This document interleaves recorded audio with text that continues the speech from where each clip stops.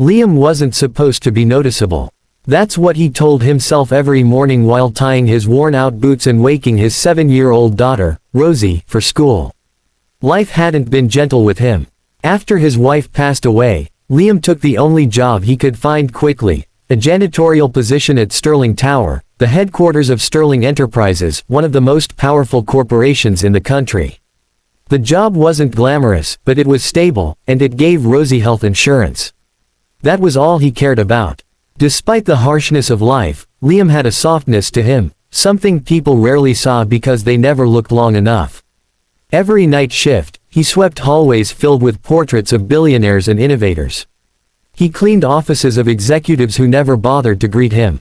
He polished marble floors where no one even knew his name. But he didn't mind, not until the night everything changed.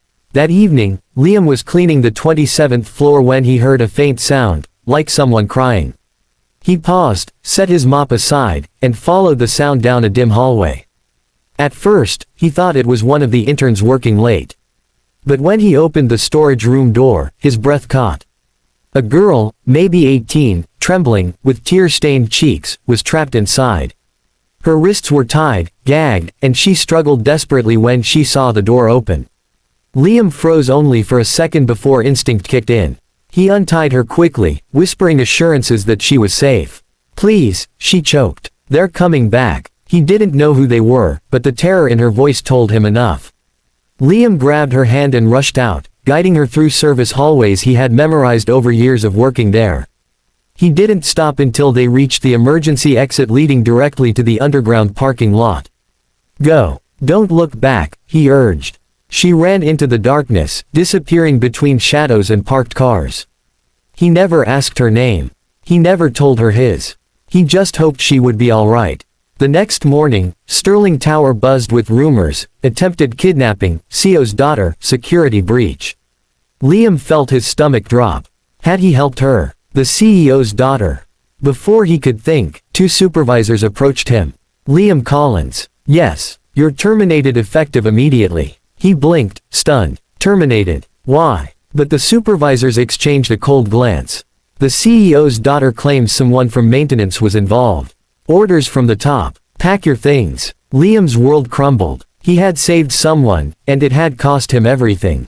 Rosie asked that night why he seemed sad. Liam lied, "Just tired, sweetheart." He didn't tell her the truth, that he didn't know how he would pay next month's rent.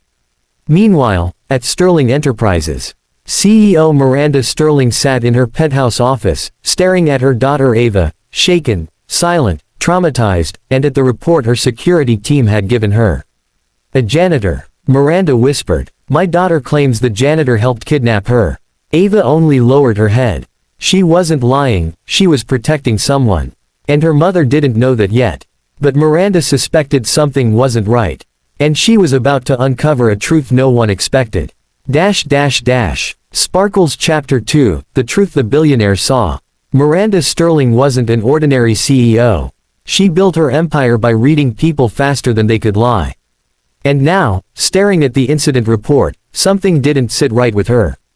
"Bring me the security footage from last night," she ordered. The head of security hesitated. "Ma'am, there's nothing significant on the cameras." "Then I'll see the nothing significant myself," she snapped. One by one, the screens lit up. Hallway angles, elevator feeds, stairwell, corners. And then, on camera 27B, Miranda's eyes widened. It was her daughter, bound and crying. And a man, a janitor, bursting in, face full of concern, not cruelty. He untied her, helped her stand, then shielded her with his own body as he checked the hallway. Miranda leaned closer. The man didn't drag her. Didn't threaten her. He protected her. "Who is that?" she demanded. "Liam Collins, ma'am." The janitor dismissed. The room fell silent. Miranda couldn't move. She couldn't breathe. Her heart hammered with guilt and disbelief. "Get him back," she whispered. But the head of security winced. "Ma'am, he's already gone." Cleared his locker. Miranda felt something unfamiliar, regret piercing through her ice-hard exterior. A single father had saved her daughter, and she had fired him. Ava, standing quietly by the door, finally spoke. "Mom, I'm sorry. I told them someone from maintenance helped me because I didn't want the kidnappers to come after him." He risked everything. I didn't want him in danger. Miranda turned to her daughter, tears forming. Why didn't you tell me? I tried, Ava whispered. But everyone was in a panic. And then, they said they fired him. I didn't know how to fix it. Miranda stood tall, shoulders tight with resolve. I do. That very night, Miranda tracked down Liam's address through HR records. It led her to a small, fading apartment building at the edge of town. She knocked on the half-broken door. Liam opened it, startled.